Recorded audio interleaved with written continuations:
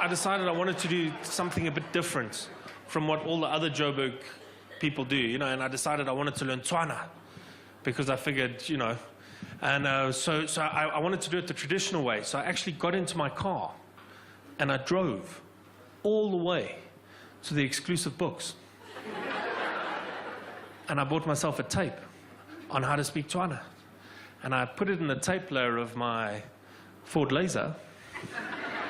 Ladies. And I learned the most amazing things. The most amazing things. Like, for instance, for those of you who don't know, the Tswana word for soda water is soda water.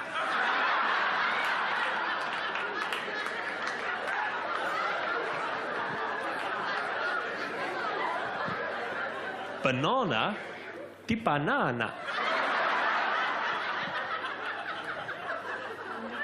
Pineapple, pineapple.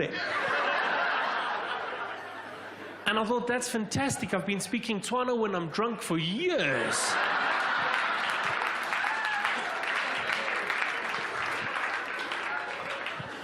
So I decided I've got the foodstuffs mastered, but I'd paid $250 for this tape, and I really wanted to get my money's worth. So I flipped the tape over, but on the other side were the phrases. But the phrases were weird things. For my 250 rands worth, it was things like, will you remember me to your family, please?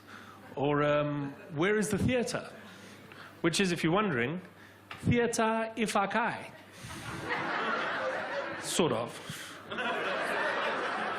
Which is cool and all, but when am I going to use that in day-to-day life? You know, I wanted something useful. For my 250 bucks worth, I wanted something I could say every day. Something like, no thank you, sir. Whilst I appreciate your selection of sunglasses, as you can perhaps see, I'm already wearing a pair. So I'll just be driving to the next intersection, if that's okay. But instead, I got theatre ifakai. And then, as fate would have it, I was doing a show in Sasolburg at the theatre. And I didn't know where it was. So I was like, fantastic, I can get my 250 bucks worth, finally. So I pulled up next to this guy and I wound down my window and I said to him in my finest Tswana, I said, theatre ifakai. And then he told me in Tswana and I didn't understand a word.